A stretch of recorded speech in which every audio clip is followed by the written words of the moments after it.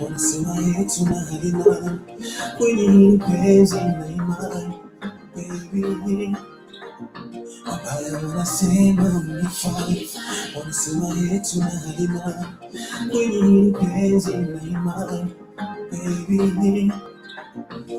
This kind of love, utoipata kwa hela of love. This kind of love,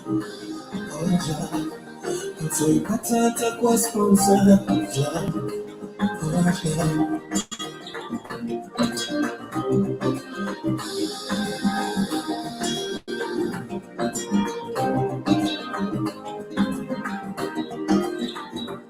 Ora dinite, tekete, mama nite, tekete, ola kumbala thamani, kumbala thamani.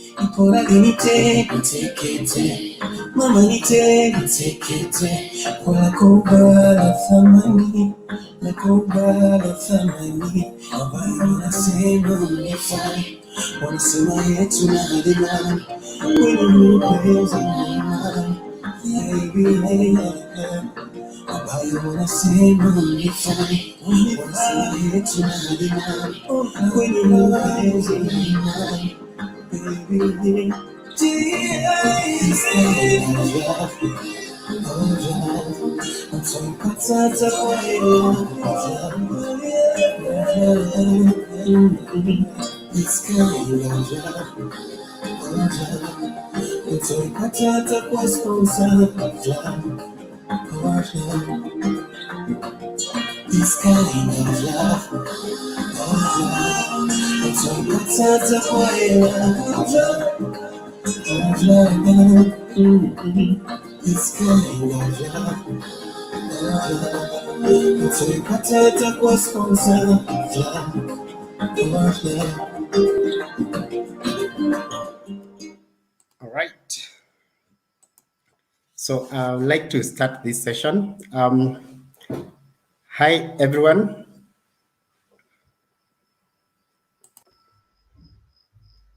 Hi, Levis. Hi. Hey, Patrick.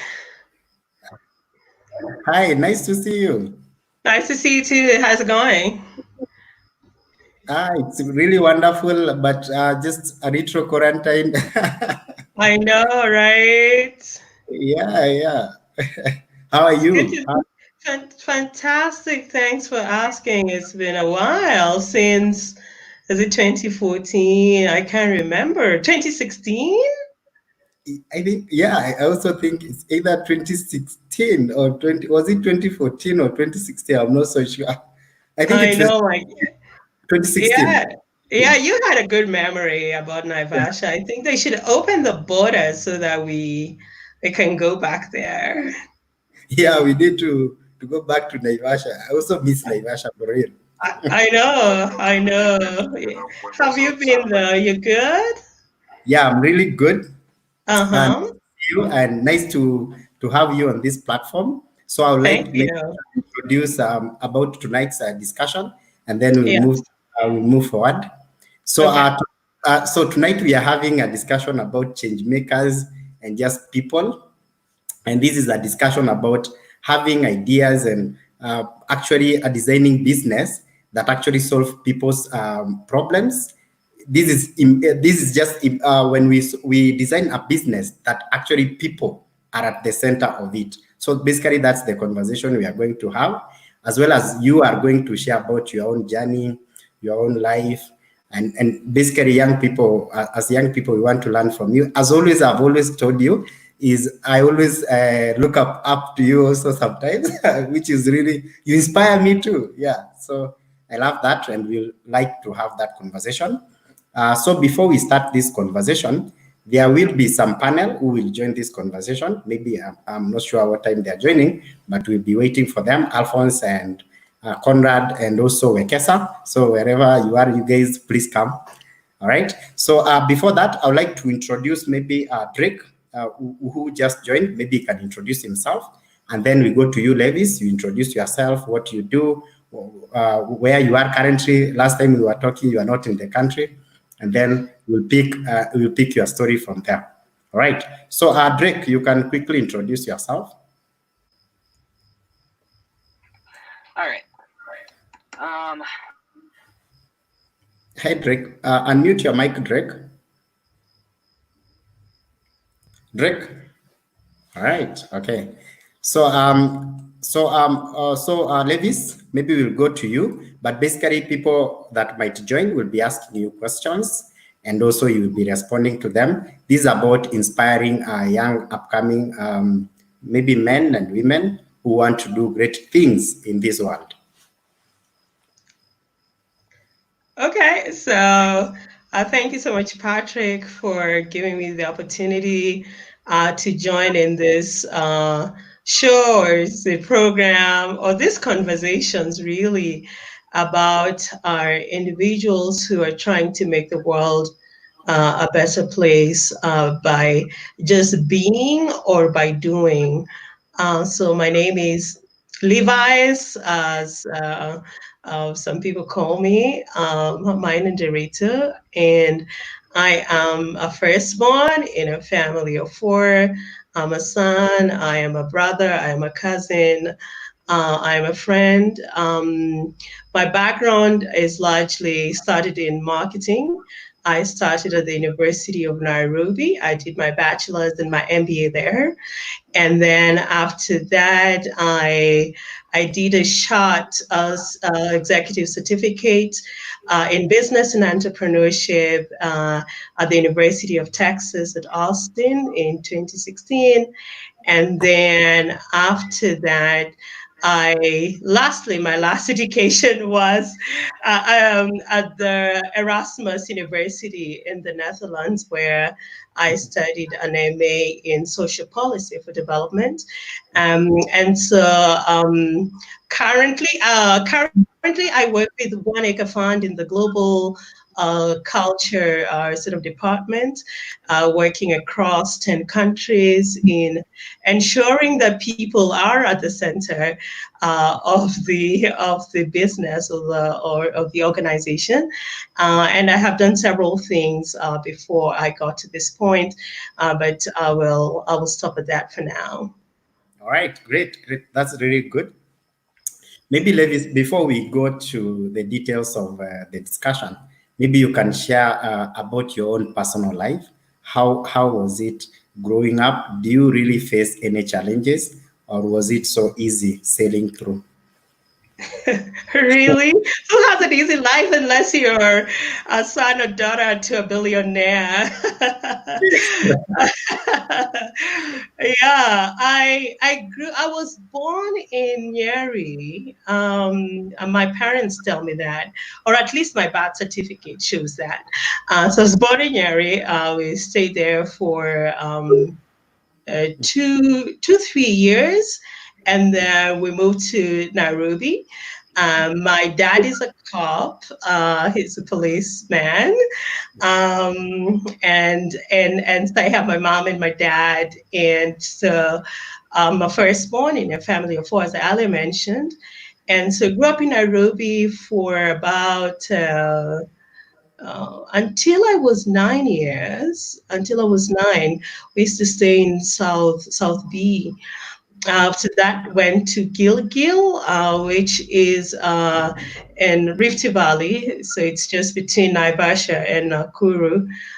So that's where much of my life I've spent it at. Growing up, I'm very extroverted naturally. So growing up was good, especially in a loving family where you have both parents who are there for you. I really enjoyed my early childhood, to be honest. I loved being at the front. I loved being number one in school, which was amazing.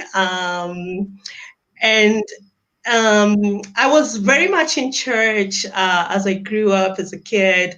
Sunday school, all the way up. I used to recite Bible verses. I still know them today, so that has been really helpful.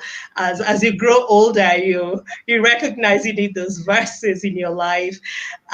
So there was that bit, and so after that, I think transitioning to from Nairobi to Gilgil, which is a little bit of a rural area, was a little bit challenging because we were the cool kids from Nairobi, and that was Ushago, it was Mashambani, it was rural, so people thought we were proud, but we weren't proud. We were just raised in Nairobi, right? And so after that, I remember a particular memory I totally remember is that in Nairobi as a kid, there was the expectation of self-expression. So you could easily express yourself. But then when you go to the rural area, there were hierarchies, right? This is a teacher, you do not speak to a teacher like this, and stuff like that. There was the critical thinking that was developed when I was earlier on. I remember when we were younger in Nairobi, we used to have like exams. You used to fill the answers yourself. It was just a blank page. There was no A, B, C, and D. There were no options. And so I remember when we moved to Gilgil, we had A, B, C, D, and I did not know what these choices were about. So I was a little bit confused. I used to write my own answers in the papers. So there was that bit. And then Gilgil was rural, it was different.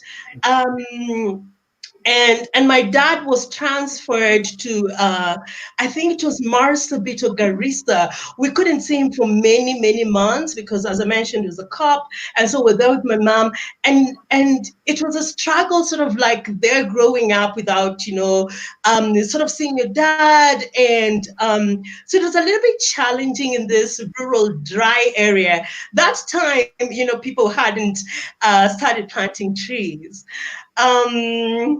Yeah, so it was challenging. I remember days where we would go just with, say, taking porridge for dinner, and we would wonder why. I remember Saturdays we were required maybe to go for classes, but my mother would say that you're not going to go to class because you have to go to the shamba, right? So I learned that hard work earlier on. Yeah, so there was that bit of early childhood or growing up. I was very expressive when I was younger, and I still think I am expressive today. Yeah, so there was that bit of growing up. High school, I went to Tumishi Boys Academy, which was like the school I wanted to be in, and I was very fortunate to get admitted there. And it was a full boys school. My voice is a little bit high now; it's a little bit lower, by the way. So you can imagine in this boys school, and I'm here speaking like a girl. So there was that. How am I going to navigate in this big, massive school? So that was a little bit challenging. But then because I was very aware of myself, and I knew that I was made for the stage, so to speak. I knew I was smart, I was brilliant, I was excellent. I still was on the forefront. Even in high school, I was the captain. It's very interesting to just see that transition. So I can say, for me, it's the ability to just have a loving, caring environment where your mother and your father and your siblings love you for who you are. They celebrate you.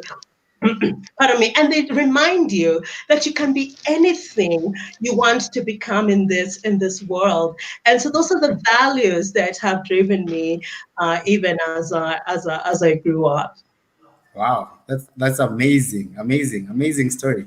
So I want to understand now. From your own, you say that you knew from when you were young that you are meant for the stage. What is the difference from what we are seeing maybe with our young generation now, maybe from your own assessment, and how can we defeat that? And now these young people can come to the stage as yourself. That's a good question. I really think one, as I mentioned, the critical role of parents, just celebrating their children and loving them and nurturing them and believing in them. I think there's a central role that family plays in terms of nurturing their children. So there is that beat. Then the other thing I think that I found absolutely valuable was reading books. I still, you will not believe it, I don't own a TV. I have never owned a television set. It's because, no, for real, it's legit. I grew up reading books and loving to read books. So I found a lot of wisdom in books. And we do not see a lot of that today. I will not blame social media. I'll just blame how, sort of the changing cultures and the environment really. But I find a lot of value in books. There's a lot of wisdom there. And this is not any books, but books that nurture you, books that motivate you, the Miles Monroe's, the books that I have still to date. I remember like the other day I was at the Junction and I bought a book by Robert Schuller because it was a book I used to read in high school. And so there's a power in reading this wholesome books that really help young people in terms of developing a sense of knowing who you are. And then also just accepting. Okay, one more thing before I talk about the other point is accepting who you are as an individual and knowing that you are limitless, and the limits that we put for ourselves are our own creation, right? I could have said, oh, because I speak like a girl, oh, I have a high voice, then I should not be on the platforms. I could see that as an obstacle, right? But then I see that as a strength and as an opportunity, and I say nothing is going to limit me. I am not that very, very tall. I'm like 5'5", and some people can say, oh, I am not tall enough, right? Or I'm not buffed up enough, or I am not pretty enough, yeah, or I'm not educated enough. So there are always many barriers and obstacles and limits that we put for ourselves. Yet, I think God's design is that we fulfill our highest, truest potential. And this is not by limiting ourselves, but believing in the limitlessness that we do have. Yeah, so I think those are the things that as young people we need to sort of embrace in our lives. Wow, that's amazing, Levis. Thank you for that. But now, before we proceed, I want to mention there's so many young people who wants to maybe join this conversation, ask you questions. Hungary, Rogers is joining from Hungary. I'm used to calling you Rogers Hungary. Rogers, hi, nice to see you. All right, and so now, Hi, thank you. good. So now I want to move. Maybe Yes. Levis, because young people want to ask you questions because they get inspired maybe by asking those questions. So I want first, we have our resident panelists. Maybe first we can start with them. They will weigh in and ask you maybe each one questions, and then we move to young people. We go to Rogers, we go to Karam, and then we have this conversation as we move because we want to inspire the next generation and that we can learn from you. All right. So I can start with maybe we introduce Conrad. Conrad, can you introduce yourself? And then we go to Alphonse, and then we go to Rogers, and then Clara, and then we start now having this conversation. Okay, my name is Conrad Sanya, joining in from Busia. All right. Alphonse? My name is Alphonce Were from Nairobi. All right. Rogers? I think Rogers has... my name is Rogers. I'm sorry. I mistook you, Rogers. It's not the Rogers from Hungary. I'm sorry about that. It's okay. All right, Clara, you can introduce yourself.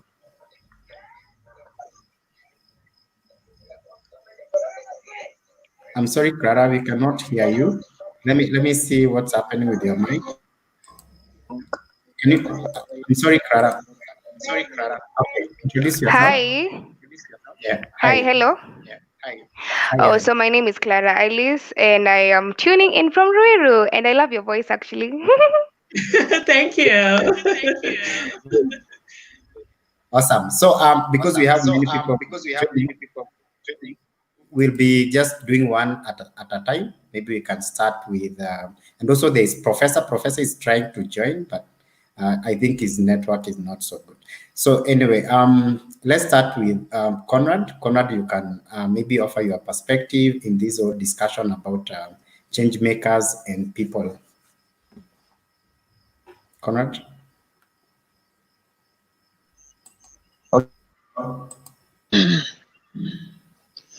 I think since I've joined in a bit late, let the others start first, then I'll give my perspective later once I get into the thick of the conversation. All right, good. Alphonse? Okay. Levis, first, thank you very much for coming to the show. And that's what we call practical motivation. You don't think about what to say, you do and say. And so today, I'm also here on a listening mode to learn as well, on a learning mode. But it is clear that every generation, it is the young people of that generation that picks the mantle from the generation that is ahead of them. Every generation has its own challenges. And as we speak, we must be clear. People who are 10 years or 15 years younger than me have a challenge dynamic different from my age mates and maybe 5 years ahead of me. And therefore, as you give this motivation, as you give us practicality about how we can be change makers, I anticipate that you will also be able to incorporate that fact, because the generation Y and Z, these are different. The millennials have a totally different dynamics and how they come. They will love the Zoom, even to work in Zoom, than to go to a physical office, and their bosses want them in the physical office. And so how can they adapt in such changes? So I'm expecting a lot of blends here and there. I will, every time I will be able to give my opinion, or given a chance by Patrick, as we move along. But I think you're doing the right thing, and we are here to listen. Thank you. Nice to have you guys. Great. Drake, do you have any question or perspective to Levis for now? Or Levis? All right. So let me go to Clara. Clara, any question or perspective to Levis? First, hi again.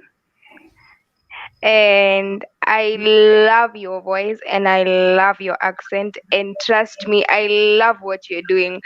Personally, I do a lot of motivational speaking, and I am just 20 years old. I love talking to youth who are my size, and trust me, I love your voice and your confidence. I also agree to what he says. We should also try and involve the youth in a way. So, to me, whatever you you're doing is right, and I think we should go on. So there's no more questions, and we didn't want to lie, and I'm good. And have a wonderful night. Okay. Thank Thank you. you, Clara, for that. Let me bring Kevin. Kevin has a comment. Kevin has a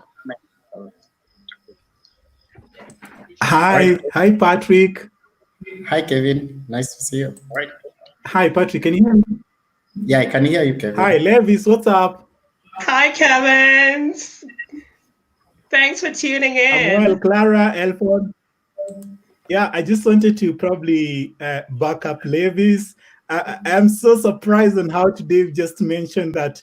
I mean, the only way of us really actualizing our purpose is us going way and over above our insecurities and really living into the moment. And I was like, this guy is really talking as a motivational speaker today. I need to clap for him by a comment. That actually was just made me feel like, hey, let me just probably try and give a bit of a comment.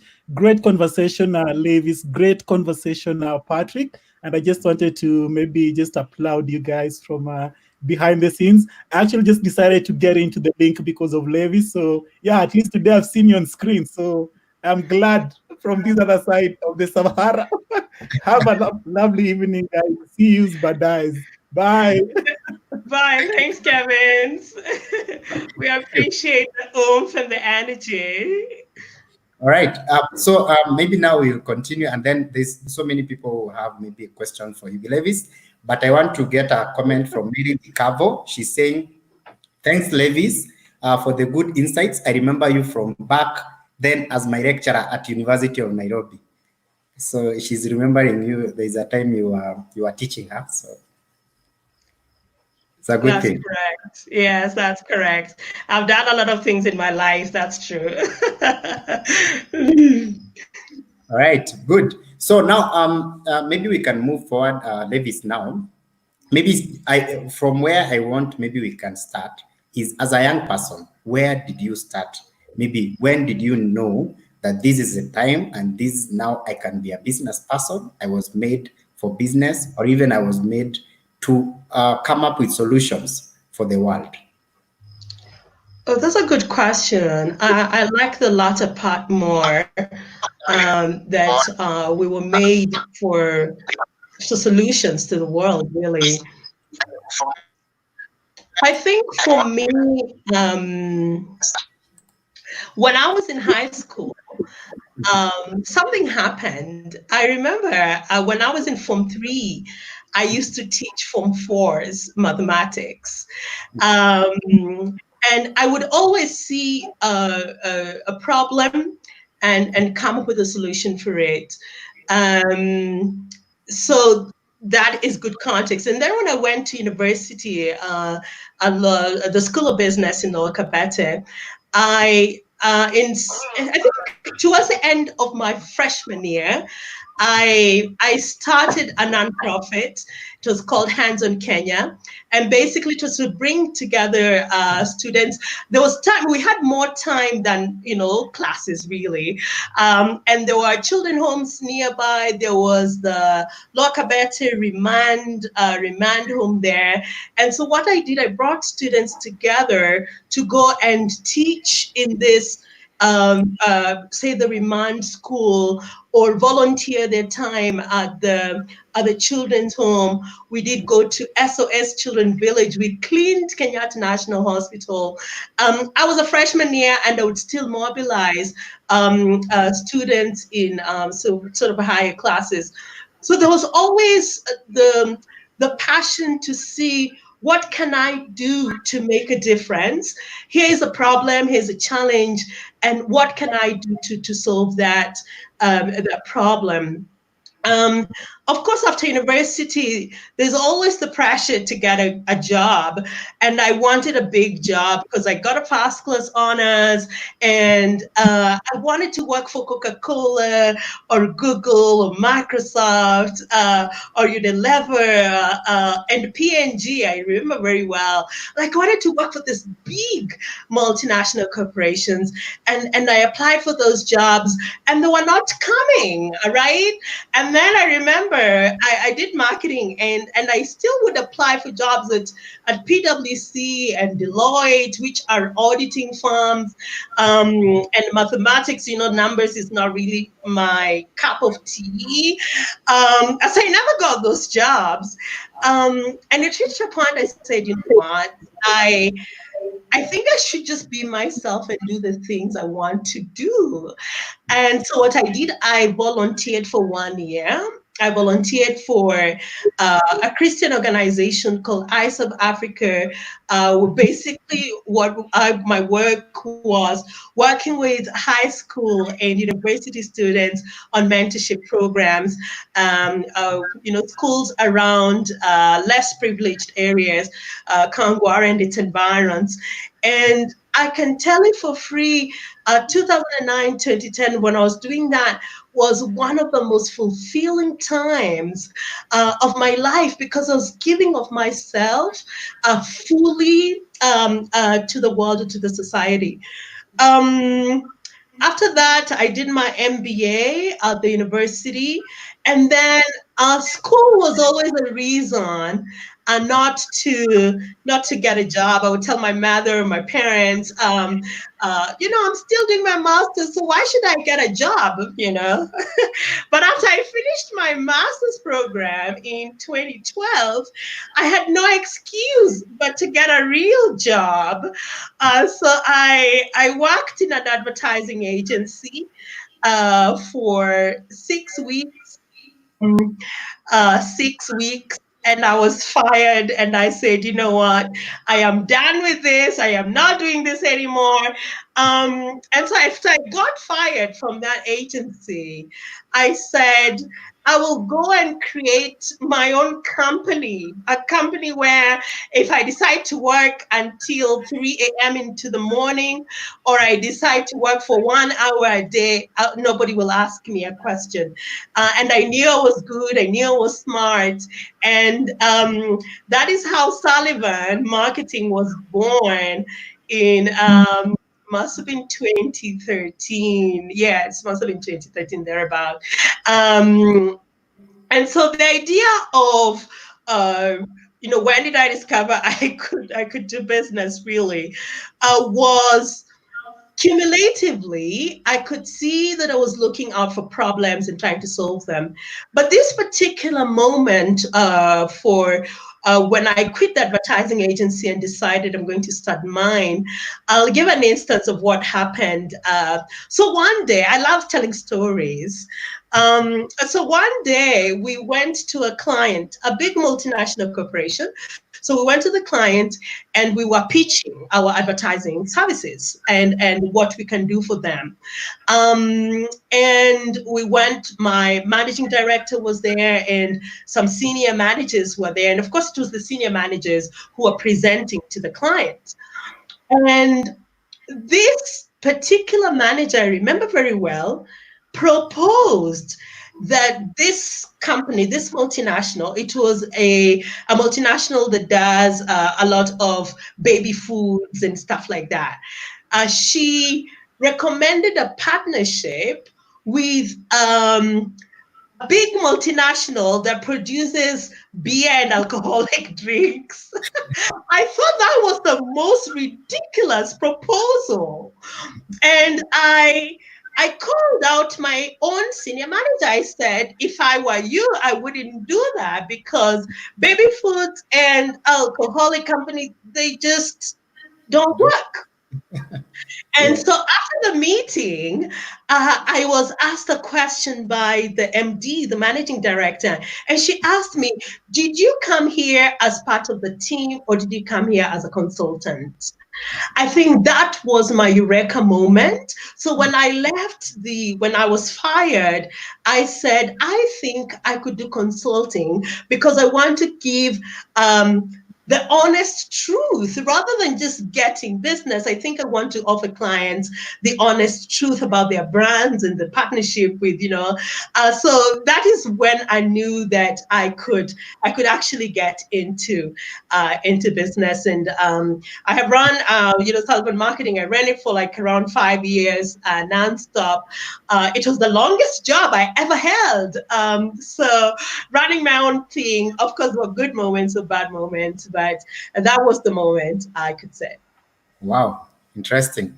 A lot of knowledge there. All right. So, Wekesa, I want to bring you maybe to this discussion. Now, Wekesa, you can first maybe introduce you, but maybe before that, I can see you, Dan. Dan, please, you can join. So, anyway, Wekesa, I want you to ask your question because Levis is talking about when he was volunteering, he was feeling fulfilled. And there was a time when his eureka moment was when he was actually like maybe fired, and then he felt, oh, what I can do actually this thing, maybe on my own. Maybe your questions and maybe perspective can be on that line. Okay, sir.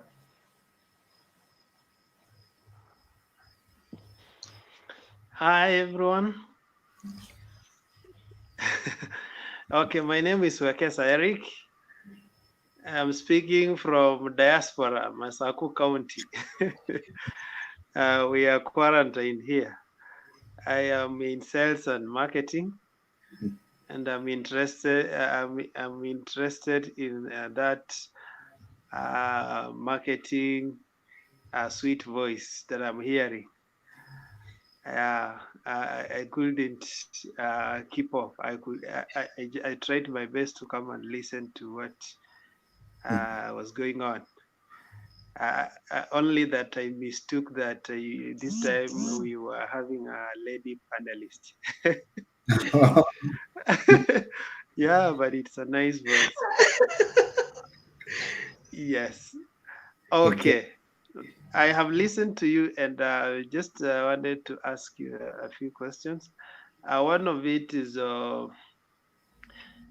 you talked about your high moments. You know, you have graduated and you have gotten these high marks and credentials, and here you come and you tarmac a bit. So, how do you tell young people who come out of institutions with high hopes, how do they reconcile the high hopes with the reality on the ground?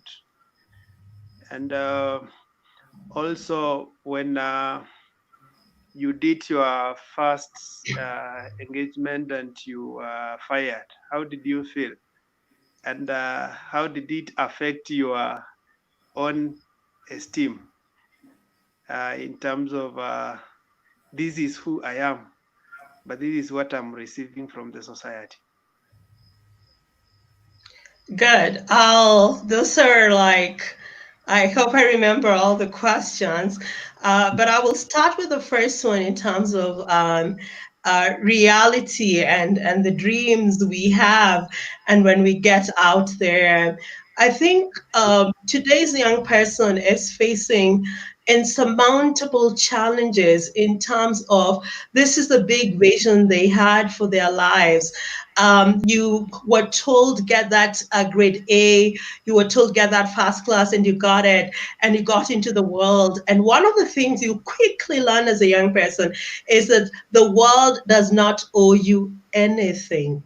The world does not owe you anything, but you owe it to yourself. You owe it to yourself to pursue your dreams and your vision and all that God wants you to become. And this is what I mean. When you get into the world and you realize that it's not exactly how you envisioned it, you have to accept that reality.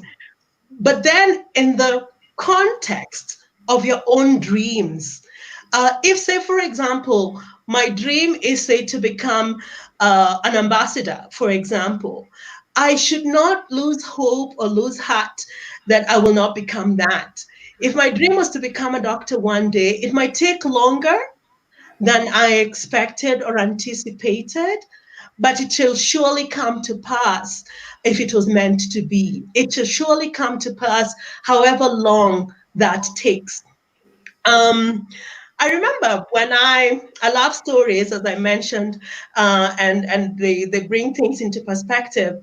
When I was in high school, because I come from a humble background, I knew and I prayed and I wanted that I will go abroad and get a scholarship and all these things, because I did not want my parents to struggle the same way they struggled to pay my high school, sort of fees and stuff like that. And I did my best and all that kind of thing. And I looked for scholarships and everything, and I wanted to go abroad and everything, right? And I did get a scholarship, but that scholarship was in Kenya. It was not to go abroad at that point in time for my undergraduate. And even for my master's, I got a scholarship, but it was at the University of Nairobi. But after that, I did get a scholarship in 2017, which was many years later to study in the Netherlands, right? And also to the University of Texas in 2016. So what I can say is it can take longer to get where you want to be, but you should not lose sight of your dream. Keep it, write it down, believe in it so strongly, but it will happen. Do not lose hope of that. The other thing is, I could say, is create that thing that you've always wanted it to happen to. Create it, make it happen. If you wanted to be a managing director, create your own company. You will become an instant managing director, right? Yeah, so create it. And I think this is what our education system doesn't teach us. It teaches us that, work hard and, work for Safaricom or, Coca-Cola or whoever, the big companies.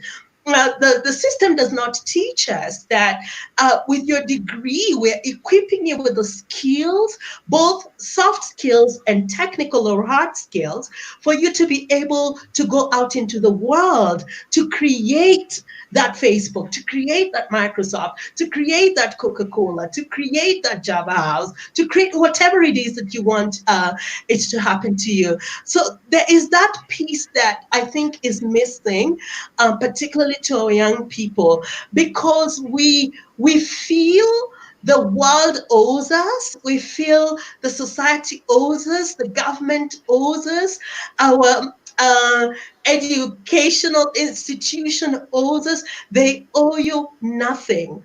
You owe it to yourself. Whatever dream that you have for yourself, you owe it to yourself for you to make it happen. And so that's the first piece. On the other piece, in terms of when I was fired, how did I feel? I remember climbing the stairs to the managing director's office. I could not believe it that a smart person like me, a talented human being like me, could ever get fired in his life. How is that even possible? And I was in utter shock that I was fired. I was in shock.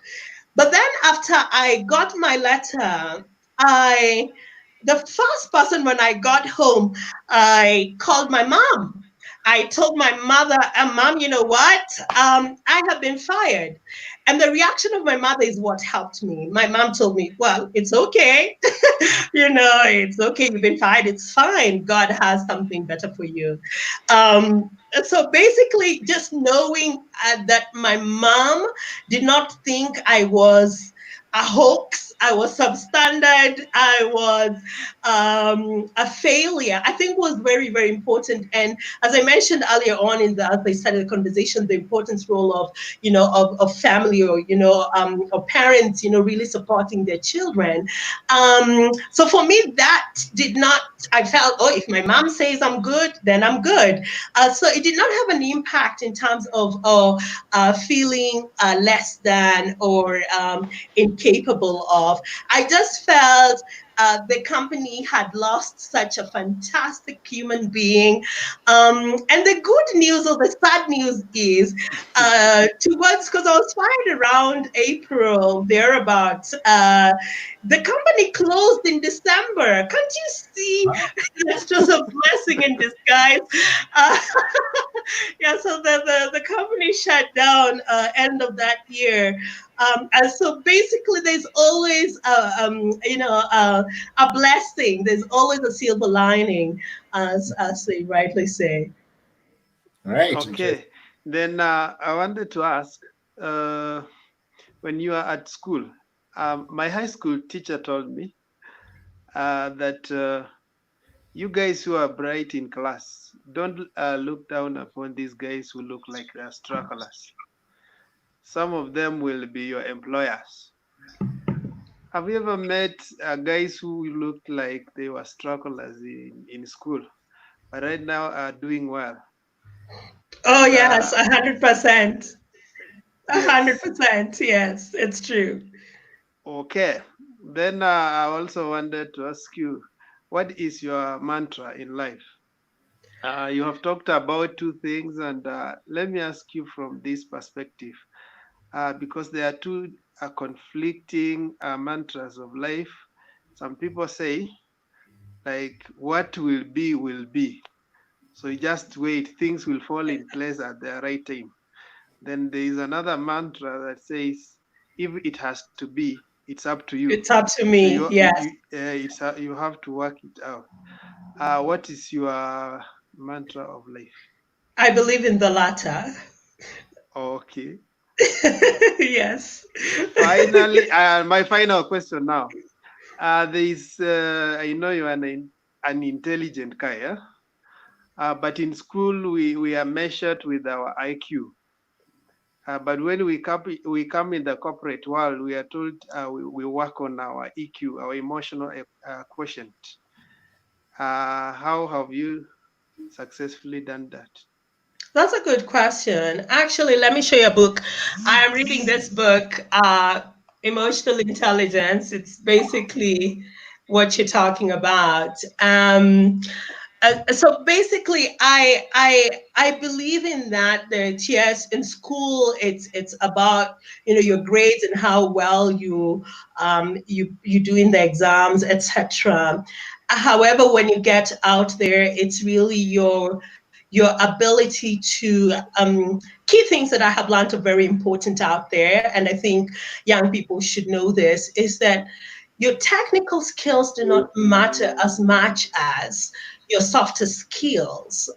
So your ability, number one, your interpersonal skills, your ability to relate with others, I think it's the number one skill that every young people needs to learn, right? Your ability to interact with others, your interpersonal skills. The second one is your communication skills, how you write, how you present your ideas, your communication skills. And let me just put it out there, especially on this one. And I taught at the University of Nairobi, and I kept on telling my students when I was a tutor there, is that the guys in USIU are more likely to get the jobs than the guys at UON or more university and stuff. Even if I'm not ditching at anyone, even if you're at USIU, it's all cool. I love USIU, I love UON. But here's the thing. At USIU, or we are meant to believe at USIU, they nurture the softer skills, the interpersonal, the communication, the problem solving, the teamwork, and stuff like that, compared to when you are in a public university like UON or JK Yuato, Moy, and the others, right? And so you realize this really, really fast. The USIU people, number one, they get into a room, they smile, they're dressed up nicely because they were taught these things. They know how to interact with people. They talk nicely, and they have a vibe around them. And it's all in marketing. We are marketers, our workers are here. And so in marketing, it's all about the perception and the image you present out there, right? And so if you present your ideas so well, people tend to believe that you're actually smarter than the guy who has all the knowledge, but is not able to present their ideas well. And so those are some of the tactics. And the third one, or the final one, is and it's related to the interpersonal skills. It's learning the corporate politics of the organization where you work at.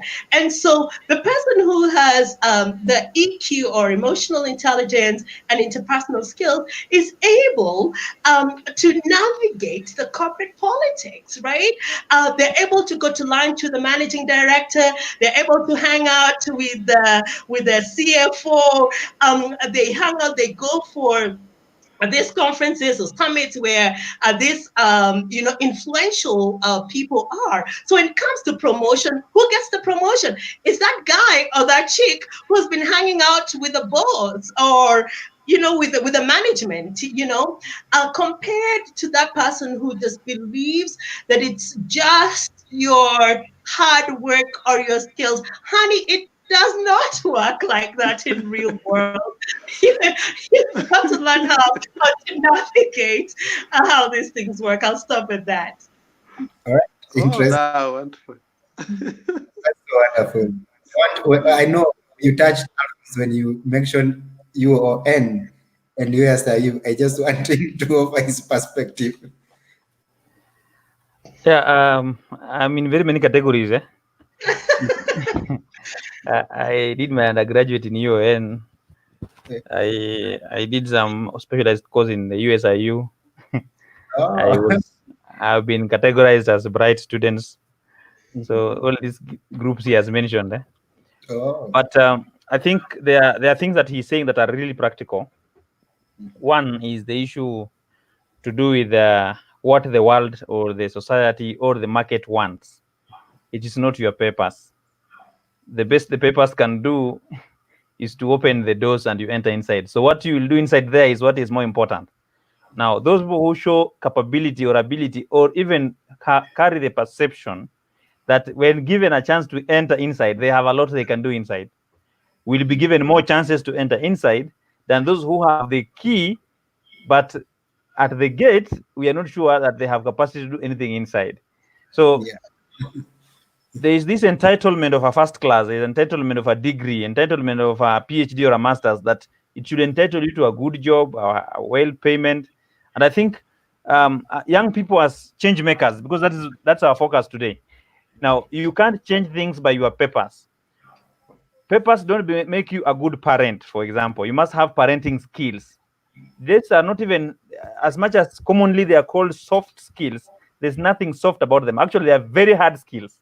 Yeah, but they are people skills, they are social skills, they are interactive skills, they are life skills. That's how it technically they are referred to. They are life skills. So if you lack life skills, then you lack chance to live. So if you live, you only manage to survive. Then you survive and you thought you have the entitlement to live, then you start complaining. And that's why you find people with good grades and they are very obedient and don't understand organizational politics will always complain that the merit is not followed in giving them promotions. But the truth is that promotions require more than just the ability to do it. Because if you're a good clerk, why should you be made a manager? We lose a clerical staff at that point. But if you're a clerk who can manage other clerks and can oversee, you have demonstrated that you can oversee a bigger group, you can instill your skills into a bigger group, and therefore, instead of confining your skills into yourself, if you manage them, you will spread it to them, then you stand the chance. But even if you're not a good one, you're an average performer, and you indicate that you can actually make people and things move, then you get a position that makes things move. So it is not about entitlement. Now, the other thing I think Levis will touch into is the issue of when people are employed, they have a constraint. Now, this constraint is usually anchored in the fact that they believe and think they can do better in their own jobs because it's a tougher environment to be employed in the conditions they are in. Now, I have an experience of doing my own things. I have experience of being employed. I don't think I encourage people to do their own things unless they are certain and sure. Because as he says he thought he can now do his own things where he can decide whether he want to work for 1 hour or sleep at 3 a.m. Now, if without interrogating him, I can certainly speak. If whatever he was doing succeeded to any degree, 40% and above, then he must have slept closer to the 3 a.m. than having worked closer to the 1 hour. Not for 1 day, not for 1 week, not for 3 months. In fact, you miss holidays, you miss leave. People go to the village and I'm asked, why can't you come back to the village when it is Christmas? And to me, maybe that is my season when my clients buy my things. So what am I going to do to the village? And I'm supposed to building my business. So young people, for you to be a change maker, start number one. What is the passion that drives you? What is this thing that if you sleep and wake up, you can do it without effort as much? When people put 100% effort to get 70% results, your 10% effort gives 110% results.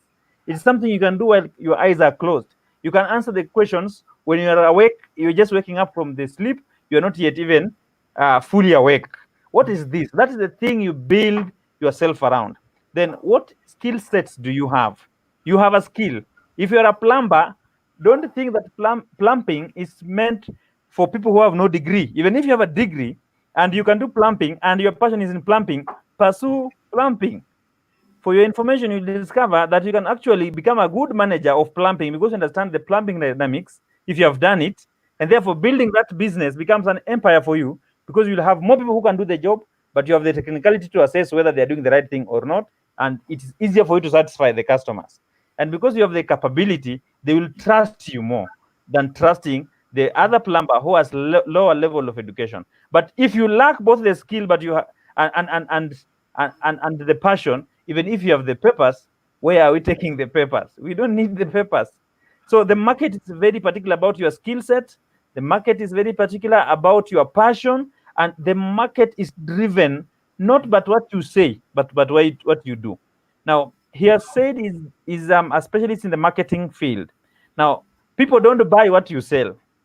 People buy you in the things you sell. If you don't believe in what you're selling, even if I wanted it, I will get somebody else to give it to me who might be believing in an inferior quality product, but because the way they believe in it, they sell it as if it is themselves. So that thing that you are dealing with, deal with something that you know. If it is not done the way you want to see it done, then it's a part of you is not complete. Yeah, you sleep and wake up. I am a trained teacher. And I used to walk into class with a piece of chalk, not a book. I prepare my lessons very well. I know how to teach from here to here.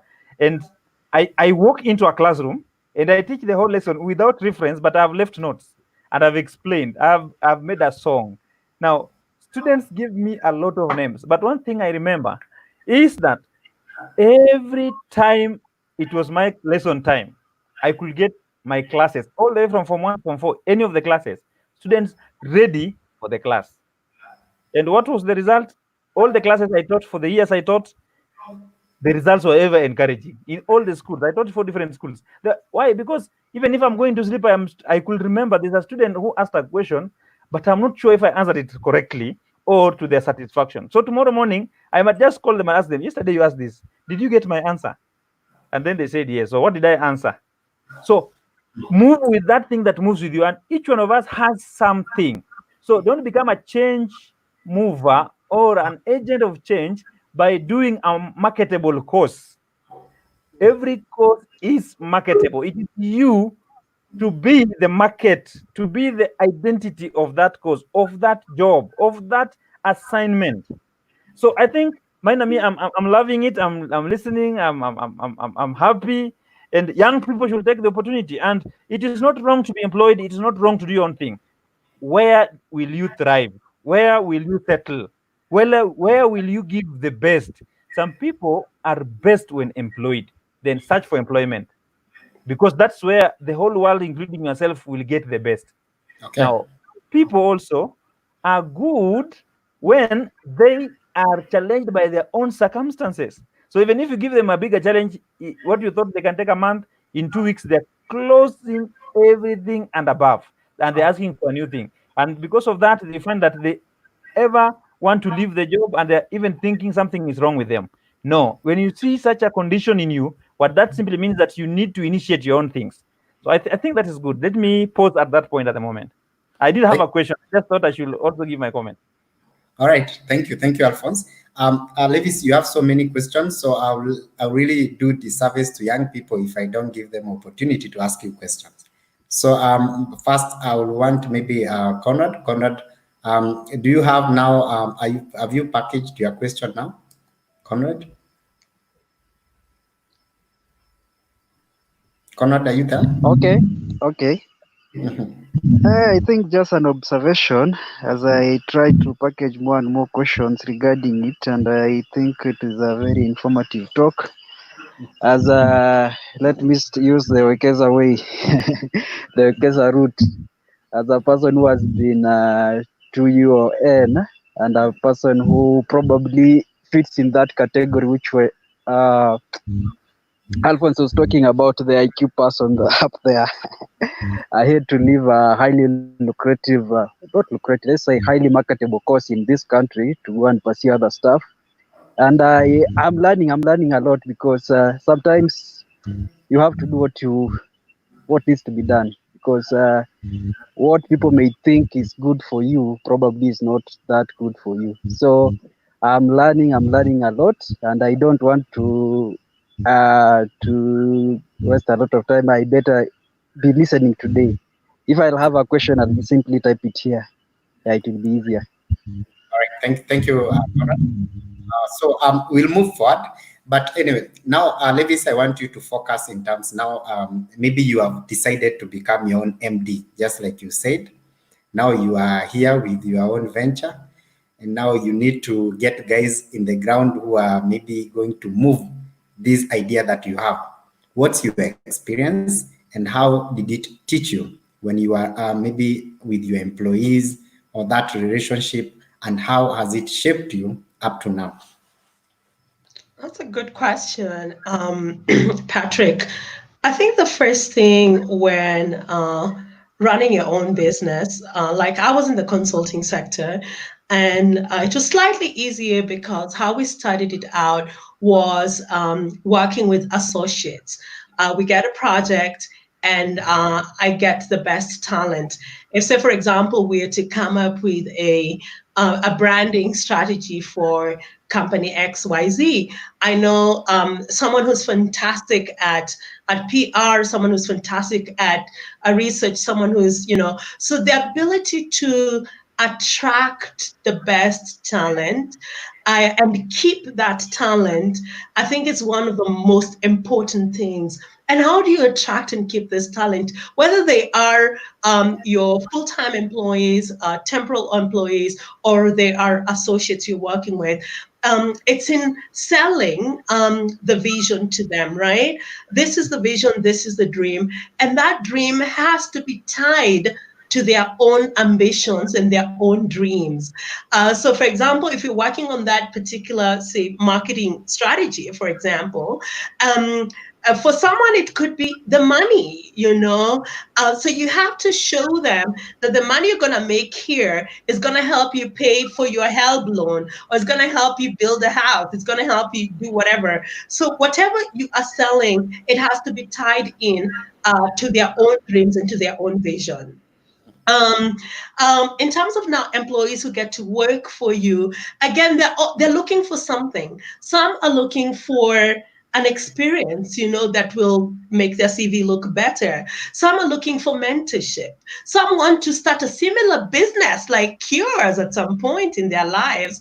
And so what you do is, for me, what I found helpful is really nurturing those talents and those dreams, knowing that we're not competitors with each other, but we are collaborators. We are all working towards one big goal.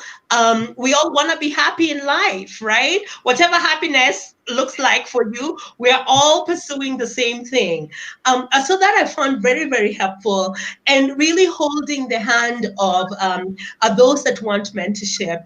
And to date, I'll give an example, because as I mentioned, I like examples.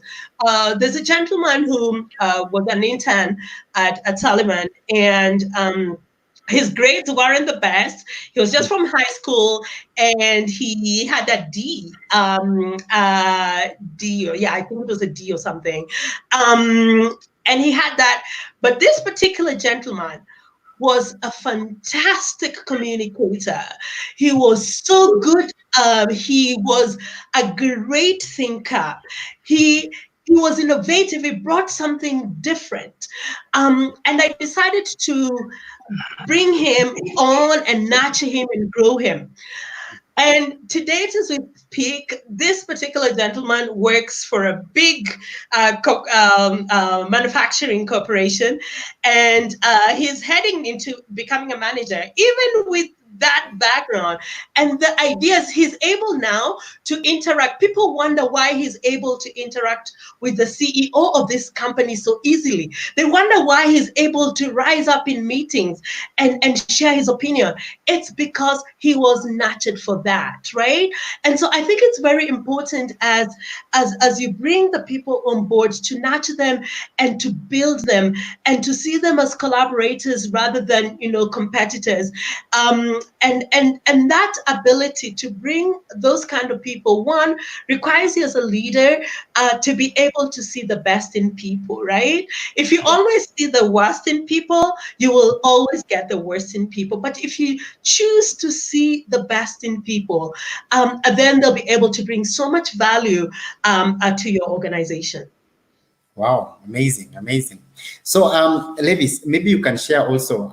Right now, maybe we are at a crisis. We have the COVID-19 pandemic. But from your own assessment, going forward, even post-corona, what do you think young people should do, especially when it comes to research and things like this? When we have a pandemic like this, how can young people rise up and actually be counted in bringing solutions in a time like this? Wow, that's a good question, Patrick. Thanks for asking. I feel for the young people is the pandemic brings two things. It brings a crisis and it brings an opportunity at the same time. And most of the businesses that I know of, or innovations, let me use the word innovations. Most of the innovations that we have in the world today were largely because there was a crisis. And so this is an opportunity as young people to come up with solutions that the older generation cannot even imagine. Whether it's technology, now we are doing this meeting via technology, right? What solutions can the young people provide, say, for those people without a background in using computers, for example? Can they create apps? Can they do what? When you think about health systems, for example, what gap exists in the health systems that we have that we could fill that out, right? I think there was a feature of a young man who came up with an app that could trace, people. They're this, what are they called? Ventilators. I think Kenyatta University developed that. So we are seeing young people actually rising. Patrick, yourself, you rose, to the occasion, and you've created these conversations and platforms for us to engage. So you are actually solving a problem, and you can commercialize this, right? And so I see that the pandemic brings both the crisis as well as opportunities, whether it's business opportunities or it's opportunities in humanitarian work, in volunteering, in mobilizing, in engaging and creating platforms for conversation, opportunities for creating entertainment, opportunities for mental health and supporting people who are having mental health challenges during this time. So I see a whole host of opportunities that exist that young people can tap into during this time. So my plea is that do not sit and complain that there are no jobs, there are no what. Create something. Look at the crisis that we have. Look at the problems that we have, and come up with solutions that could could fill in those gaps that exist. Awesome, great. Maybe I want to come to the panelists to ask you again questions, but I want maybe you address this other one question from me. When you went maybe to the world and you faced the world, you went to Netherlands to study, as well as you went to Texas. I understand you rub shoulders with the high and mighty there. Maybe you can tell us, in terms of that arena, how has it shaped you in the next solutions, where now you are at the organization, and in the next a couple of years, in terms of looking for opportunities and solutions that you can solve in this universe? The high and mighty, that's a big claim. That's a big. I'll mention maybe Chelsea when you. Yes, I did with Chelsea. I was in the same room with President Clinton and Hillary, with President Obama, and other young people who I think are high and mighty in their own way. Young people who are looking at the global challenges that we have, and coming up with solutions to fill those gaps that exist in our systems. I think for me the biggest lesson in this interactions, both locally and abroad, is that, one, it goes back to Lupita's statement that your dream is valid. Your dream is valid. And every young person, if there's something I think they should take away tonight, is that your dream is valid, regardless of how big or massive or unreachable you think it is. It's absolutely valid. And these things that manifested themselves, when I was maybe in my 30s and stuff like, or late 20s, is things that I saw 10 years back, things that I envisioned, things that I wanted. So your dream is absolutely valid, and that you have a place in this global world. You have a place in this global world. And why I'm saying that is I am just a typical village boy who found his place in the global world because he believed in his dream, and they all aligned. It all came together, right? So you have a place in the global world. You might not know it, but you have a place. And how you know you have a place? Those crazy ideas that you have, go do them. Go implement those crazy ideas that you have, because nothing has ever changed the world other than a crazy idea, right? So that crazy idea, go do it. And that's what I have learned in my interactions with all these different people. I'll pick a statement that I got from President Bill Clinton when I attended the Clinton Global Initiative in Chicago. And he said, "Catch me trying." That statement, I've held on to it, that catch me trying, be there, be found trying, be found, pardon me, be found innovating, be found coming up with something, be found trying, catch me trying. So as young people, I could say, sometimes we give up too easily because we feel, oh, it's not working, it's not working. But be found trying, be in the arena, be in the arena. The people will talk and say, oh, this is gonna fail and stuff like that. But at least you're trying something, be found trying. So for me, my perspective in life has changed in those interactions. I have realized that I am significant, I'm important, I am valuable, I matter in this world. In whatever little contribution that I make to the world, that it matters and you matter. And that is very, very important for young people to recognize that they matter, their ideas matter, and they have a place in this global world. They have a place, and we should find them trying. We should catch them trying. Wow, amazing, amazing. So I want to come to you.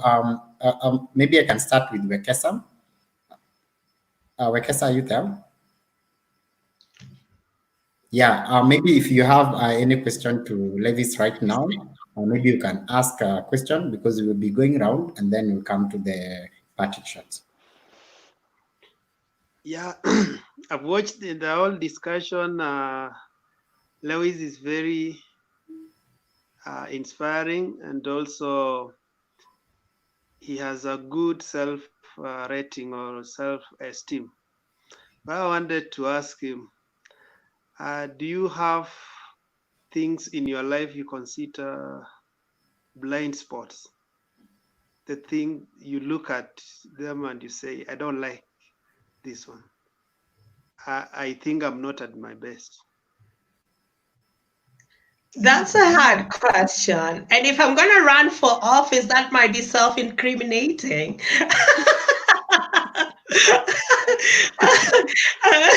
So one of the things I must say is that we all have blind spots for sure. And I do have mine. Absolutely, I have them. That's the end. Okay. Okay. You don't when office, right? Are you okay, Wekesa? Okay, yes, answered it in an intelligent way. Confirms, you're a genius, Levis. He confirms.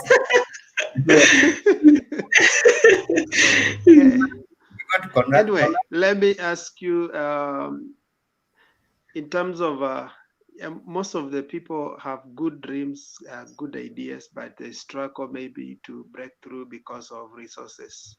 Did you find the struggle in having resources, or you had some sources? That's a good question. I totally agree with you that most people, the question of resources, particularly financial resources, is a big challenge. But one thing I know for sure, when I started Sullivan Marketing, I was living in I was paying 3,000. It was a single room. I was paying 3,000 bob, and my computer had crashed, and I had a Mulika Mwizi. A Mulika Mwizi, for those who don't know, it's a small, tiny phone that uses buttons. I had my small, tiny Mulika Mwizi, or whatever you know, Kabambe, people call it, tiny phone that cannot access internet. And I didn't have a computer. So this is what I used to do. I had my dream and everything, right? So what I used to do is that in the morning, I used to make calls. So I would make calls to companies. And then I would write maybe their email addresses and whatever things that we need to discuss. I would write it down. In the afternoon, I would go to the cyber cafe and write them emails. That's how I did it. But then the beauty is that my background is in marketing, so I know how to package myself. I know how to package my ideas. So when I give you that call, good afternoon, blah, blah, blah, blah, you will think I work for the biggest company in the world. And that's the joy of marketing. You're able now to package this dream and this vision that you have. And slowly by slowly, over time, of course, you get your first client, and the rest is history, as they say.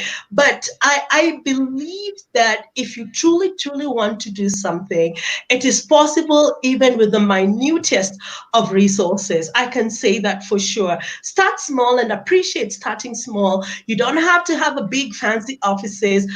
COVID-19 has taught us that you don't need that office. No, you don't need it. You don't need crazy amounts of money for your dream to come true. The thing is this, as young people, we have the ideas, and there are people with money and they don't have ideas. So I think platforms that can connect people with ideas and, you know, the financials, I think are important. So I could say that. And the other thing is that learn to start small. Whichever way, start small. Borrow from your mother, your father, your brother, your sister. Start small, start something. In this 21st century, all you need is the internet, and the brains, and good communication skills and good interpersonal skills, and you're ready to face the world. Wow. Okay, so are you convinced? Yes, I'm okay. Good, inspiring, Levis. All right, we move to Conrad. I see Alphonse wants to jump in, but let's hear from Conrad. Conrad, are you there? Yes. Okay, so I'll just have one question. At probably anybody could answer it. At what interface probably should you try to move from employment to do your own things, to business or whatever you want to start? At what point should you move to that?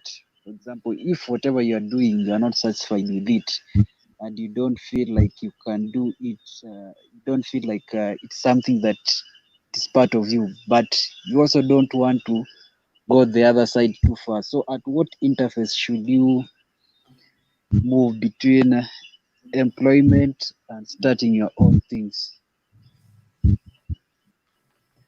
That's a good question, Conrad, and thanks for asking. I personally don't think there is any given point. I think when the time comes, you will know. Deep down, you will know time is up. If you are in employment and you want to go into self-employment or entrepreneurship, and vice versa, when you are doing your own thing and you now have to go into employment, you will know. And for every single person, I believe there are moments, their eureka moments are very different. They're individual, but you will know deep down you will know. I think it's about time.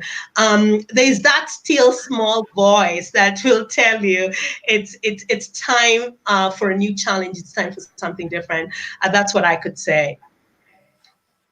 Right, Conrad, I see a lady I know from South Africa called Kaya, and she's a fantastic entrepreneur. Probably she could answer that question. Hey, Kaya. Hi, Kaya, unmute your mic. Hi, Patrick. Hi, Leva. Hey, how are you? I'm great. How are you? Fantastic. Thanks for joining the conversation. Why are you putting me on the spot like this? I just joined, though. I know you are an entrepreneur. You're a fantastic entrepreneur down in South Africa. You've done amazing things in the technology world. And Conrad asked the question, at what point do you know that it's time to go into entrepreneurship, to leave employment, and vice versa? Is there a moment? Wow. I think, I've been an entrepreneur all my life. So it's quite different. Just looking now at the current times that we're at, versus when I started, I've been right from when I finished school. I was employed for less than a year. I think I resigned when I think it was 6-7 months of employment. Then I resigned and went and started my company. So at the time, I knew nothing really. I was just excited. I wanted to start my business. I'd model myself. My grandma, she was like the greatest entrepreneur in my eyes. So yeah.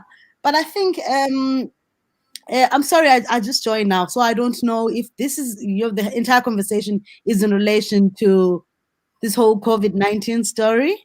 It's about everything. It's about everything, girl. It's about everything. Okay, I think first and foremost, life is too short, So I think that as soon as you can, if you feel the itch and if you want to do it, I would advise you to do it. You are going to make so many mistakes. So you'd rather start early. But also, secondly, I mean, before you get used to certain things, before you're so advanced in your career that you've got expenses, you've gotten used to a certain lifestyle that, I mean, being an entrepreneur is painful. It takes, you have to go back from scratch. There was a time when I moved back in with my parents. There were times when my mother would just start cutting out newspaper clippings because she never understood why I would stop an engineering job to just go start my own. And she I don't know, and I could feel her pain because there she was, eventually, bragging that, look at my firstborn. This is what she's doing. And suddenly I was working for, this was the thing I always liked doing. I went to Nelson Mandela University. It's now Nelson Mandela University. At the time, it was Nelson Mandela Metropolitan University. And then from there, I went to work at the Nelson Mandela Metropolitan Municipality. So yeah, the metro. So it was this whole big thing. So it really was a big deal. And then there I was resigning less than a year later, and to start my own business. But I mean, it's been a very rewarding journey over the years. Right now, we are very lucky we're still in lockdown, but we have not slowed down a bit. We're doing more work than we were in January in this very yeah. So I run a tech company. I'm a co-founder of a tech company. So, this time is really working well for us. But I mean, if I were to say my entire story, no, not pretty at all. Not pretty. I will connect you with Patrick, and then we could see if you could have a session where you could just share your journey, particularly as a female entrepreneur and what you've done as a female entrepreneur in the tech industry. I will link you up with Patrick after this call. Oh, Oliver, you're far too kind. Thank you.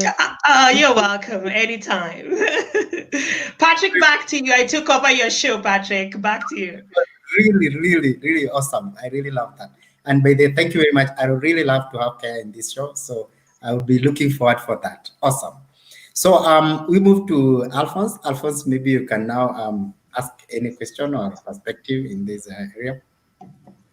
When you have walked this journey, however brief the journey is of entrepreneurship, you relate with everything that another entrepreneur has shared or is sharing. And I think today is just a day of listening and nodding. But the point is that at the end of this show, we expect young people to take an action. We expect young people to do a reflection. We expect young people who had started something and were getting stuck and thought maybe something is wrong with them to know that they're on the right path, because that is the path that all of us are going through or have gone through. So if you're doing your own thing, if you're making a change, if change is not resisted, then there's nothing you're changing. Yeah. So if you're to be a change agent, that means you must destabilize the status quo in whatever way, in whatever field, at whatever time. And nobody wants to change things they're used to. Nobody wants to change things that they has become a norm to them. So, and if somebody earns a salary and they want to start a job, there's a question about transition. Allow me to just also respond. What time is the best time? Now, there are several dynamics. I think there are other parts of the responses Kaya and Levis have responded. I will not repeat them, but I just have an addition. If you are married, the dynamics are different from if you are single. Okay. Now, let me start with the single one. Now, if you are single, you might be having responsibilities that are called life-threatening responsibilities, meaning any major financial change is threatening another life. If you're taking care of your mother who is ailing, or your father, or your sibling, and that became your major and you're the only committed person to ensure that that person sails through. So you must have a concrete plan towards, if the medication was taking a year, you must have a plan within that year that cannot be stabilized if possible. So if that plan was a salary, then you might need to stay a little longer until that is done, because there's a life there that you are taking as your business become an opportunity cost. So you have to delay so that at least that life you give it all that you can at that time. Now the other possibility is, if you are single and you are itching, as in you are working, but you do your work very well, everybody's praising your work, if you're studying, the studies are okay, but you find yourself, you are not satisfied. There's something in you that is empty. There's something that you're itching to do, and you have identified it. It is clear in your mind. You have a clear vision. And when you share it with the people, a few of them who are sober will tell you that's an idea you should not abandon. Start it. Now, such is a signal that you are ready to go away. Because if you are not satisfied with what you're doing, yet you're doing it very well, but there's something pushing you to do something new, then that is a point of don't wait until further notice. That is enough notice to jump. Now, if you are married, now there are people who are married, whether with children or without children, but when you are married and you have that social life, that aspect of life is slightly different, because you must now ask yourself the first fundamental question: what is your personal priority? If it is your social life like me, then you have to consult with your partner, not necessarily to give you a yes or a no, but for them to buy in the fact that they will need to support you along the way when things are thick. So if you jump alone, when things are thick, they will also be on another cliff. You'll have two troubles, you'll have two problems, and you'll have to lose one at that point. If you want them to work with you now, it might take slightly longer than if you were alone. So I think those are some of the dynamics, but there is no right time. The right time is when the idea is with you, start it at that point. If you wait a little longer, you may not get it. Now, there's one more thing. Now, young people have been told a lot of stories. I will want to hear from Kaya now this time, now that Kaya is on the show. And we have had problems as a people with you are educated, you are a good job, well paying, and then you have a burning vision. Now, as a young person, Kaya, and Levis also will come into it, to this one. When you have an idea and your problem is money, or you assume that your problem is money, whether it is a service or a trade with commodities, how do you move from that point? All right. Okay. So you mean now as a business person or before starting the business? We are, to the young person who want to start the business, they have an idea, their problem is money. Yeah. I'd like to say the problem is seldom ever money. I think the problem is fear. More than anything, it's just jumping and figuring it out. I think that as young people, especially young people of African origin and living in Africa, we do not have the luxury of trust funds or inheritances or anything like that. If you're lucky enough to have your parents who are working and all they leave is debt, you know. So true. Maybe some furniture, or like some cutlery and crockery that you can't really use or anything like that.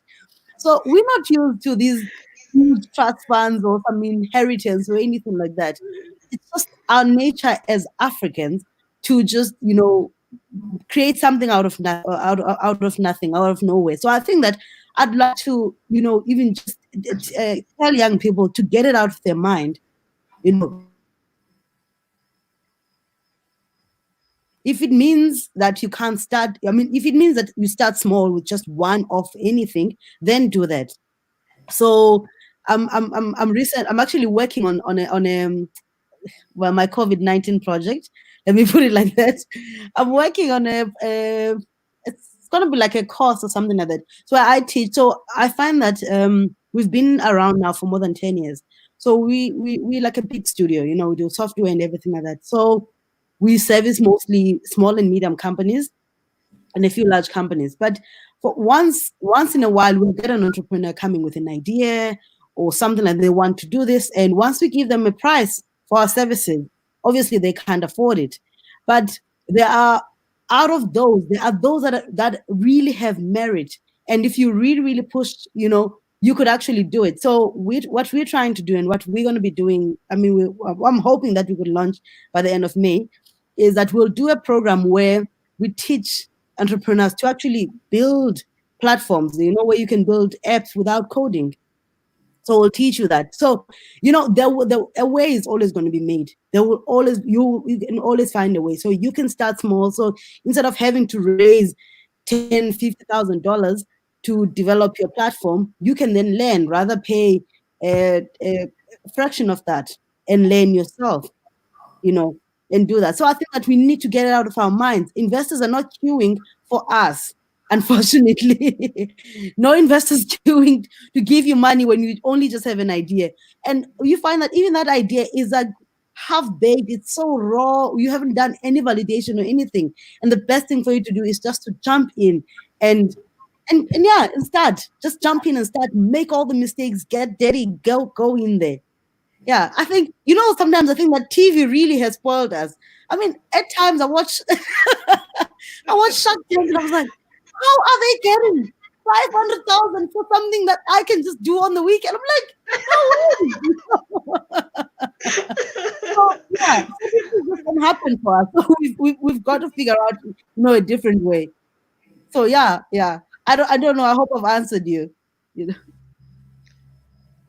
I love that. I think for me, what I can just add from Kaya is just to say amen, amen, amen. I totally agree with what Kaya said. Back to you, Patrick. Great. Thank you. Thank you very much. I want to mention, we have Sylvester is saying this is a great discussion. So it's really, you are inspiring us, Levis. And also we have Annette Watley. Maybe my pronunciation is not so good, but she's saying great to hear Kaya on this. Oh wow, Annette is here. Annette, we know Annette from University of Texas at Austin. Yeah, she's our girl.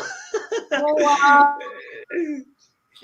So we have a question from Sylvester.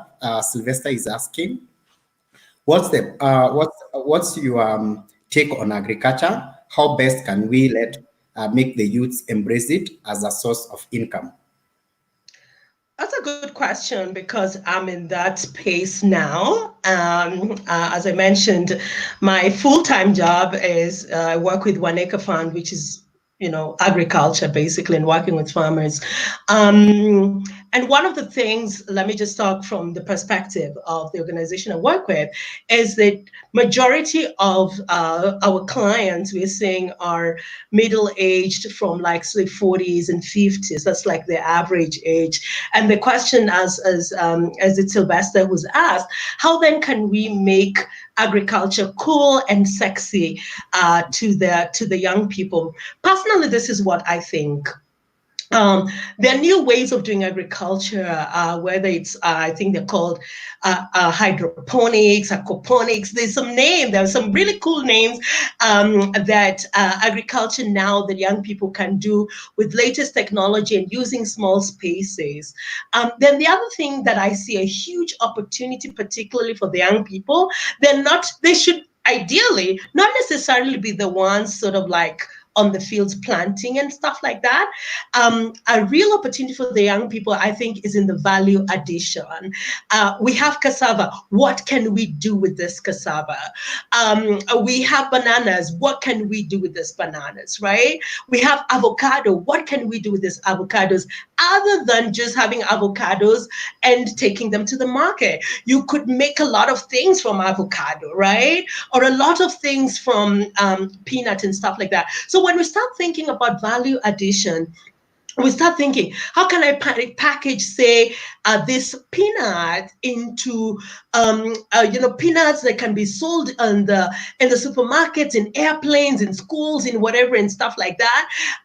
When we start thinking about value addition as young people, there is a huge real opportunity because it's all about technology and modernization and the 21st century. Things that our parents are not able to do young people can do that.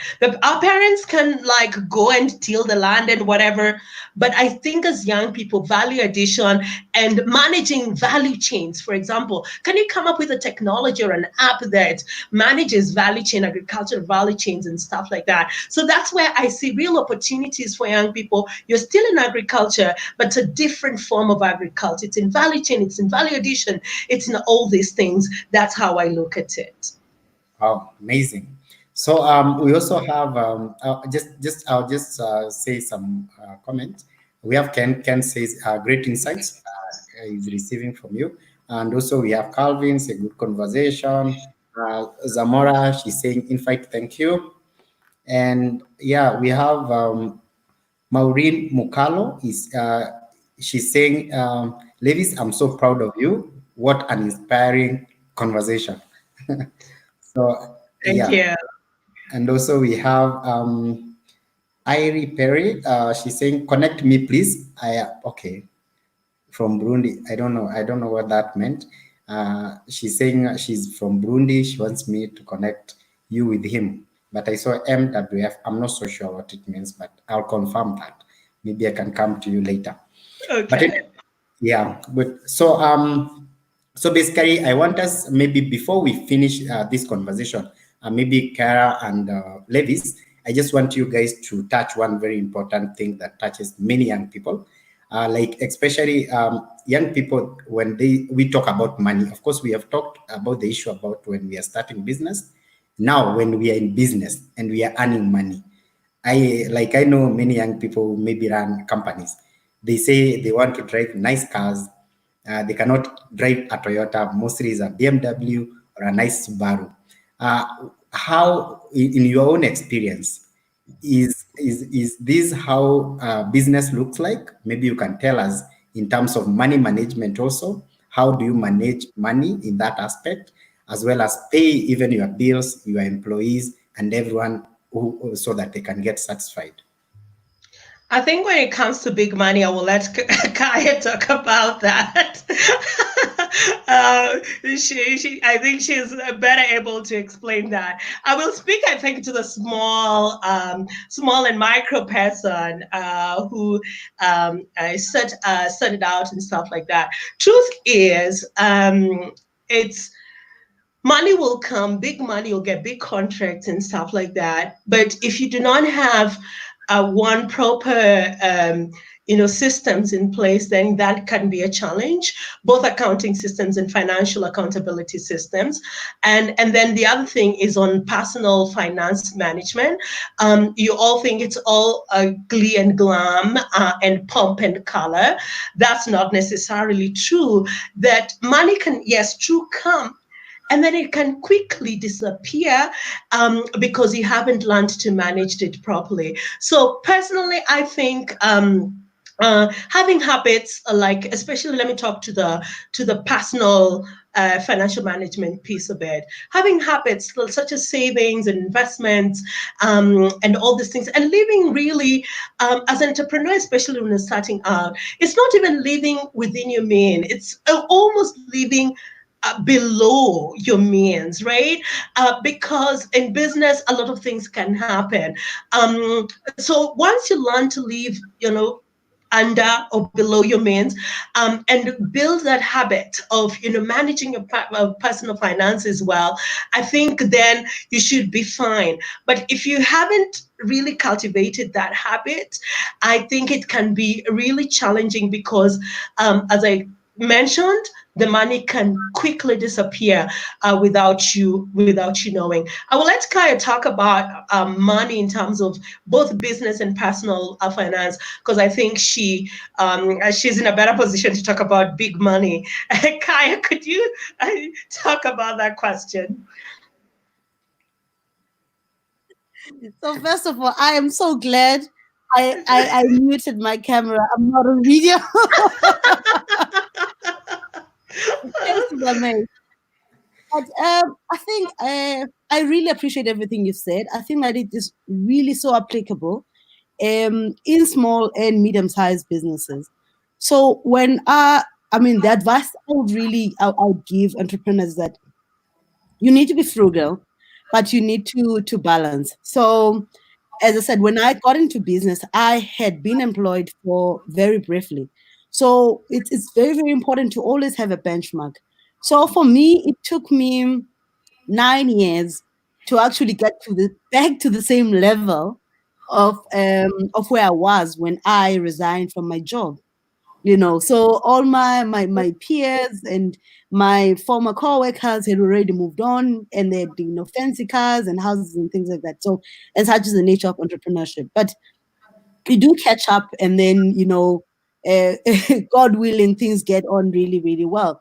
So you can't. I think that you when you get into business, especially when you start quite young, your vision is that it's not just going to be a lifestyle business where it just maintains your lifestyle, and you want to leave a legacy. You want something that's big and everything. And often, especially if you have an eye on raising investor money, so how you treat the money in the business is very important.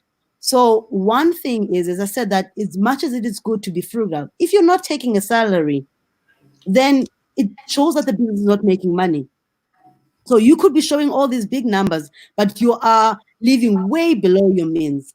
So if you were to employ somebody to replace you, they would never take the money that you take in the business. So you need to do that. So that also talks to the health of the business. So if you're the CEO and the lead engineer and slash financial director and HR and everything else that you get to do in the business, so you need to then figure out that if you had professionals doing those jobs, how much would you need to be paying them, and that's the gap, and that's what your company still needs to make. So investors would come in and do all those, and I mean they won't be phased by your turnovers and all of this thing. Then they will see, okay, so you and your co-founders are not taking salaries, and all your other engineers are, you're only paying them 30% of what they should. So that shows, so that's also quite important. And then of course we've got the other side of the sword, where as soon as big money comes, we want to show off. You're there now, you're doing all of these things. So the temptation is definitely there, but it's very, very short-lived. Those things are so short-lived that there is no growth. You haven't planned properly.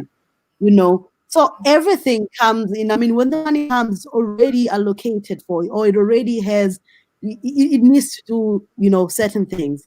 So I think people must just get over this whole thing because you are in charge of the purse strings.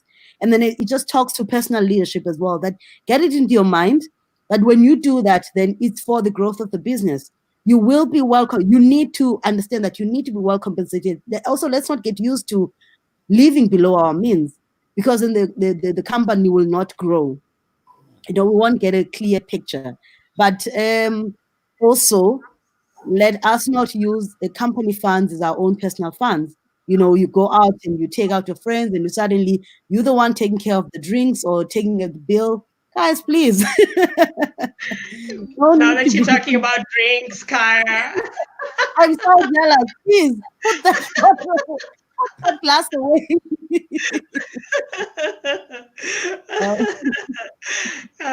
Thank you, Kara, for sharing that. Back to you, Patrick. Thank you very much, Levis. Kara, that was so insightful. Thank you very much. So I got a correction from Conrad.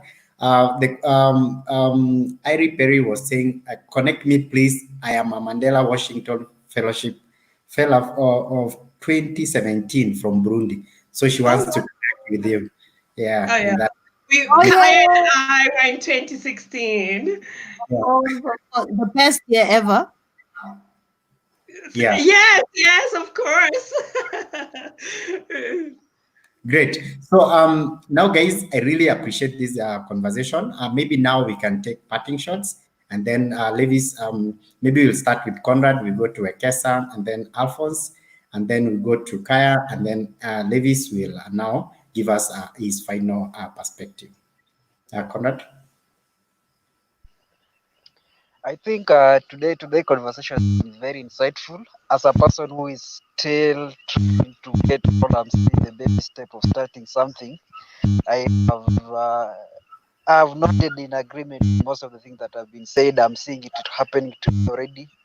For example, I thought about capital issues. It was a challenge when I wanted to start, and when I was doing my research, I discovered I got my first client. My first client, the one who gave me something. Then I got another, without doing anything, just on the net. Then I discovered there's a whole new thing I can do.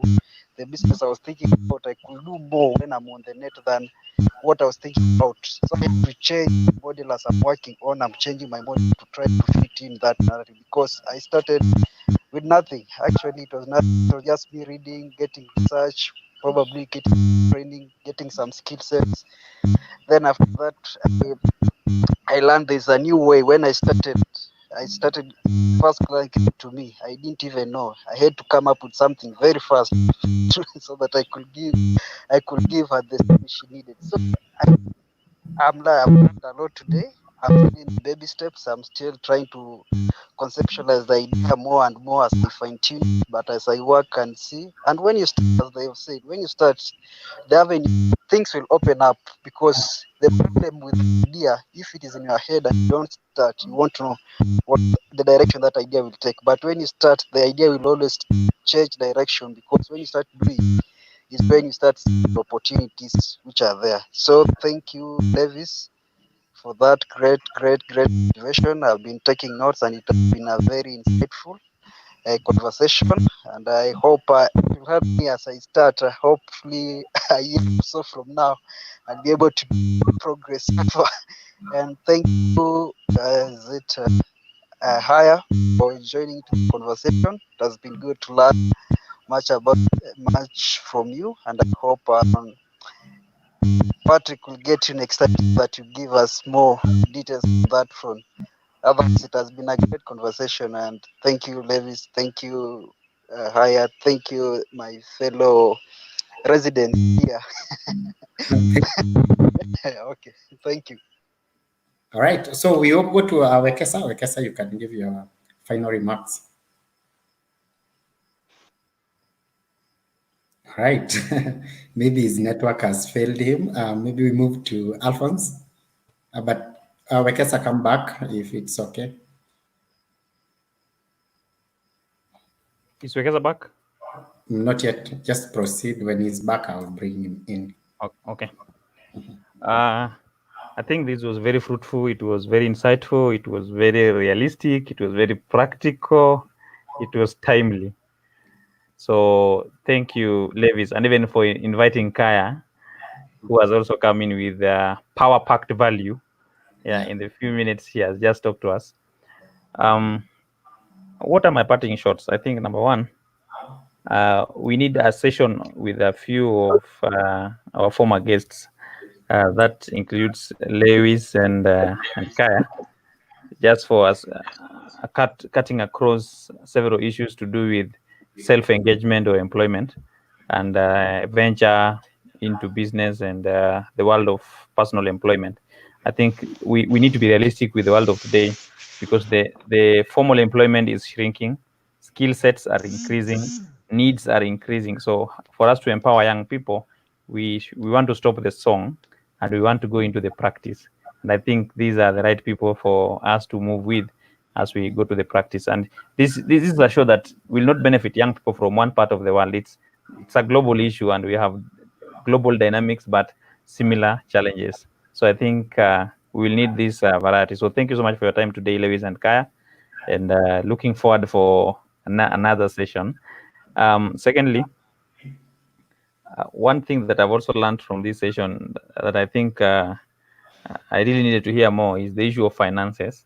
And in this time, not just finances, but the whole concept of resource management in a business scenario. When you're starting, you are the marketer, you are the CEO, you are the operations person, yeah, you are the clerk. Yeah. Now, when you are developing structures, and Kaya was talking about planning, what should we be thinking about? Because not everybody has gone to a school to an extent that they can actually do the planning properly. Where can they start in matters planning so that they don't mess up?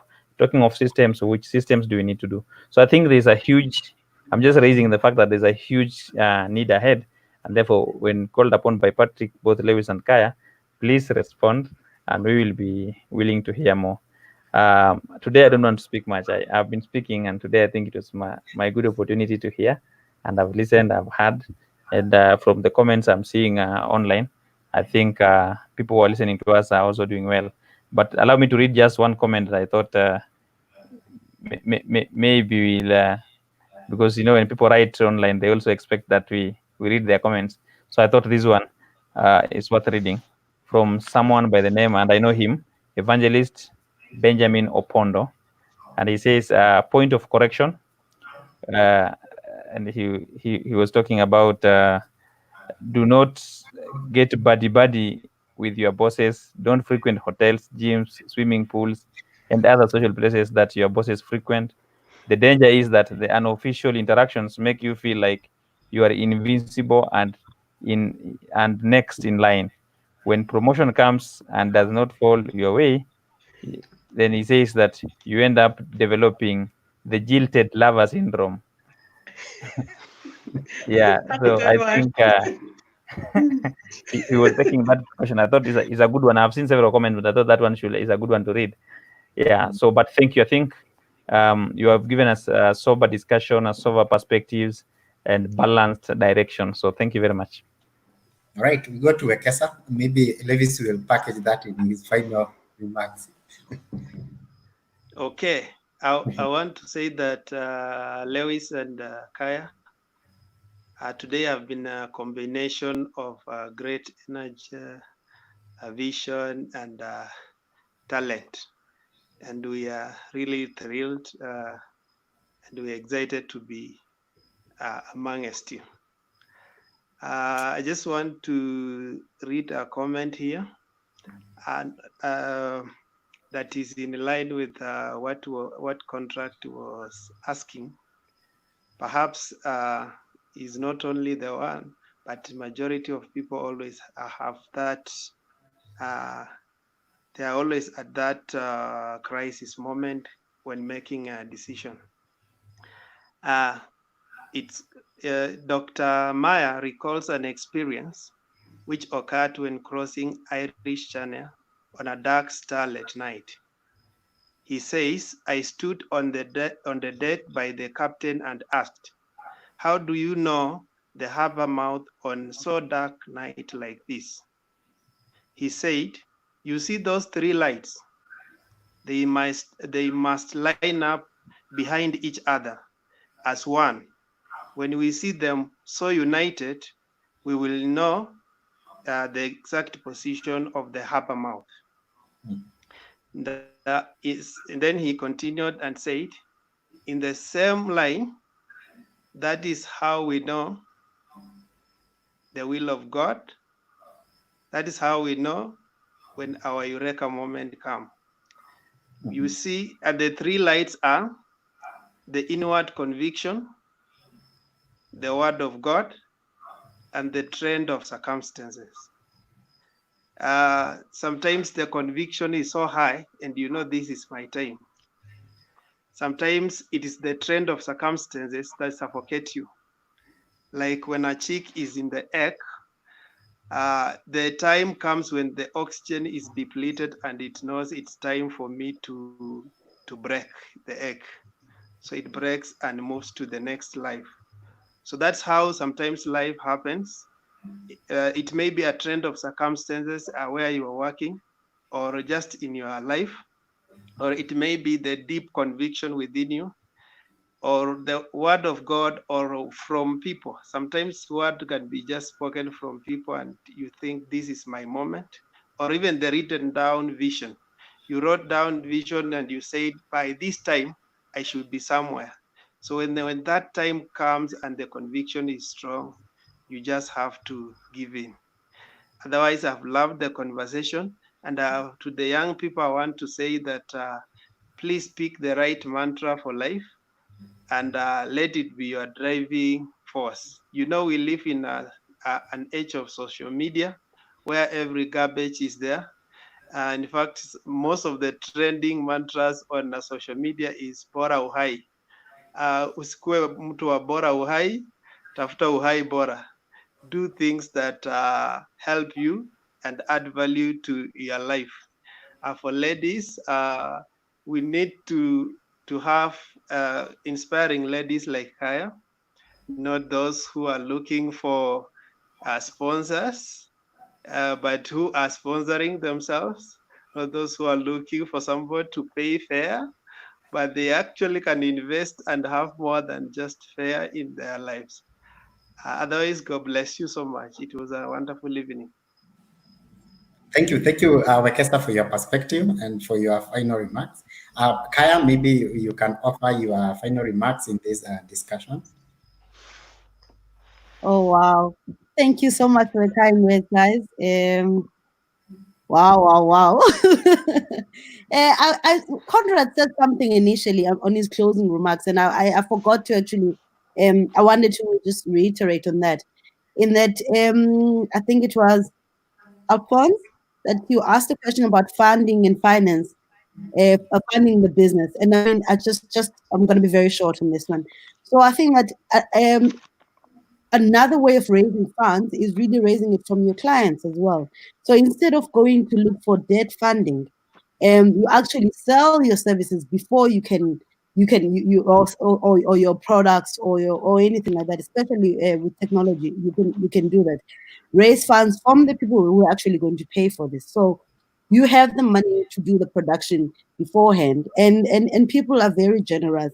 And if you know your story and if you're very clear, you can actually do that. So we avoid the debt trap, and we avoid feeling powerless because we don't have money. But in closing, really, I would like to say thank you to you, gentlemen. I mean, I was just trying this link because I wasn't even sure if you were still online. It's been 2 hours now. I thought and I'm glad that I managed to join in. And thank you so much for your generosity and allowing me to put in my 2 cents with that. So recently I was listening to a podcast. I think it's an American singer. I think a country singer, Joel. She said, "What you don't give birth, or what you don't birth, I think will kill you." But essentially, she was talking about ideas, and often an idea will be placed upon our hearts or in our minds and our spirit, and it will grow and you grow and you get so excited, and over time you get discouraged or you start or something doesn't happen. But I think it's really, really up upon us, and because it's part of our story, it's part of what makes us happy, and just part of our journey on this world to see things through. So you can get discouraged, you get sad, you get all of these things, but you have to give birth to your idea, because what often happens is that somebody else at the same time or at some time later will get a similar idea, and they will actually bring it to fruition, and your heart will break so much because it will be substandard, it will be it won't even have any of the bells and whistles that you're going to do, but they will be doing it, and you have no one to blame but yourself. So especially young people, I think that let's stop with the excuses and let's just hustle.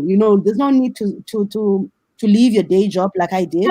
Don't be stupid. Don't make your parents angry while you're still not sure. But start from this. We all have the same 24 hours. You don't need to sleep the other 18 hours. Let's do what you need to do. And also one last thing, guys. If anyone that's thinking about starting something in tech, the one thing that really delays people is people thinking that people are going to steal their ideas. There is nothing. Okay, there is something like that. Somebody's actually stole ideas, but 98% of the time, no, people are just going to think, oh, wow, that's really amazing. But they're not going to do anything about it. They have their own ideas that they've been mulling in their heads for the last 10 or 15 years that are still, so they might just, marvel at your new idea, but they're not going to do anything about it. And all the ins and outs and intricacies. And also, if you're looking for big partners, nobody has time to develop an NDA for you and try and sit and spend many legal hours trying to protect your idea. That's not even protectable, or if that's a word, So let's stop this. Let's get over ourselves. Do what we need to do. If you tell it to somebody and they don't stop, get over yourself. Just get going. That's all. Thank you. Awesome. Wow. When Patrick asked me to do this, I I was hesitant for doing this, and I asked him if he can send me the notes and questions in advance, which he did not. I told myself today that I'm going to tell him that I'm only available for 45 minutes, and here we are 2 hours down the line. One of the things I just want to say that thank you so much, Patrick, for reaching out and thinking about me. I truly appreciate, and I thank the wonderful participation from the audience, those who online and the ones who managed to show up. Thank you, Kaya, particularly for reconnecting. Kaya and I go way back in 2016 with the Mandela Washington Fellowship. And Annette Watley shared this link in our group, and I think that's how Kaya got to know about this. But in the end, I just want to say this conversation has been absolutely enlightening, and to just hear the feedback and the questions and the journey that each and every one of us is going through. I think it's absolutely incredible. For me, I think the sort of like a parting shot I could say is back to my original words that Lupita Nyong'o said, your dream is valid. Indeed, it is valid. And the other thing is that it's the crazy ideas that change the world. So that idea that you think is so crazy, go do it. It's that crazy idea that actually changes the world. And finally, I will reiterate that you have a place in the global stage. You have a place, you matter, you're significant, the world needs you. Each and every one of us has a place and space in the world. Thank you so much, Patrick. Thank you very much, Levis. I'm really sorry I didn't share the questions in advance. I'm sorry about that. It's all good. It was better you did not share. Thank you. So I really say I want to thank everyone who participated on this conversation, especially Kaya and everyone who was wanted to join. There were so many people who wanted to join, but maybe network was not so good to them, and also Prof. Anyway, Kaya, we will be looking for you to come and shed more lights in another conversation. So please, we want you back. So Levis, thank you very much. Looking forward to see you. It has been long since we met in 2016, and maybe you met Kaya the same year. So it's that's true. That is true. We connected same year, so it's really amazing. Yeah. So I really appreciate. So I want to say good night to everyone, and thank you very much. See you tomorrow. Bye-bye. Right. Thank you. Bye. Bye-bye. Good night. Right. All right.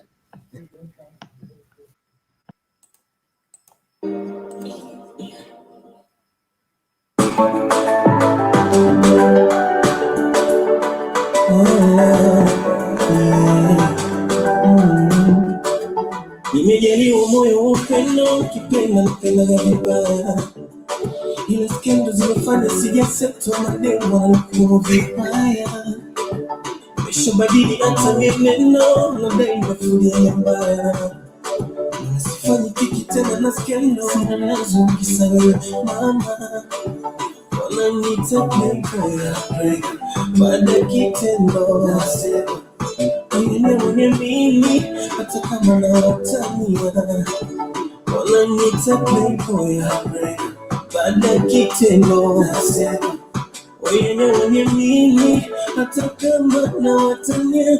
Baby, mi so mtu wa mchezo na bite, oh hata leo na bite. Baby, mi so mtu wa mchezo na bite, na bisha tuola, oh hata leo